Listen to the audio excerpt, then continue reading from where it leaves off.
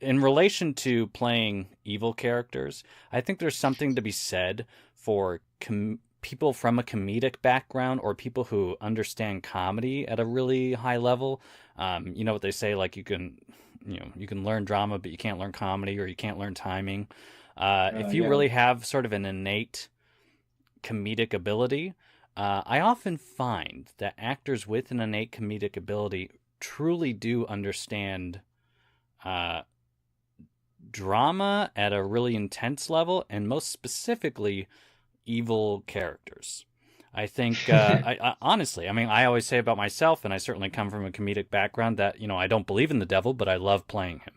Uh, Right. just because, like, it's just a thing, like that energy and whatever it is, whether it's violence or rage or manipulation or some sadistic nature or seductive, all of these elements when it comes to playing a character who is trying to get the better of someone else for ill intent just tends to be energy that someone like yourself or myself or others who maybe come from a comedic background might think about in a little bit of a different way. There's a willingness to play with so many different angles at that Yeah. at that approach, at that character in the next take, that all of a sudden Hmm. you end up with something incredibly unique, incredibly fiery, incredibly unexpected. That's what something that comedians love, is they surprise people, right? Like that's really the Sure. essence of comedy. I set you up this Sure. way, Sure. Sure. and then all of a sudden I've surprised you. And therefore there's a joke in there, but there's also evil in there. I've Right. I've led Yeah. you astray. Yeah. Yeah. I've Yeah. really Sure. gotten you to believe something wholeheartedly. And Yeah. then I twisted it and said, nope, actually, that's wrong. And I knew it the whole time. So I've lied to you this entire time. That's kind of an evil thing, Right. because you've been in control and there's power to that. There's definitely like I think it's very interesting, and it's very weird. We get into these moments where we're talking about very kind of ethereal things that we kind of do by instinct and stuff like that. So Hmm.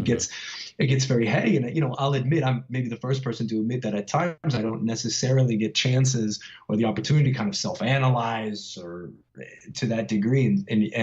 But I think, you're touching on something that's true. I mean, there's definitely, there's cruelty there. There's a lot of humor that's definitely, there's a cruelty there. And when you play, there are certain elements and schools and styles of comedy, whether you're doing improv or different kinds of characters and stuff like there's typically a lot of comedy to be found in the person that outwits other people and is the smartest person in the room, and is able Right. to trick on certain people and stuff like that. So there's a Schadenfreude kind of thing. There's an inherent there's a cruelty there. So that's absolutely something that you can kind of tap on if you're playing a quote unquote villain character, an antagonistic character, or a criminal, or the criminal of a specific episode. You can harness that kind of thing if it's available to you. Absolutely. Yeah, yeah, yeah. I always think that it's always a fascinating conversation, and one that requires a healthy amount of whiskey. Uh, Or tequila reposado. oh, Come there you on, go. you know what I One of mean? my We're in favorites. California. We're in Mm-hmm. California, man. Yeah. Mm-hmm. Trace, what is it? Trace Hermanos? Is it? That's one, right? Our family brand here is Cazadores. Yeah, Cazadores reposado. So Cazadores. that's our family brand. Love Literally, it. I was inducted into it by the family of my wife, and literally that's all I drink. Oh, I love it. Yeah. Very good. When I'm in California, we'll have to get a Casadoros. Yeah, Um, man, come on over. We'll have a barbecue, get some drinks. It's good. there we go. Love it. The Actor CEO Podcast with Mike Moreno.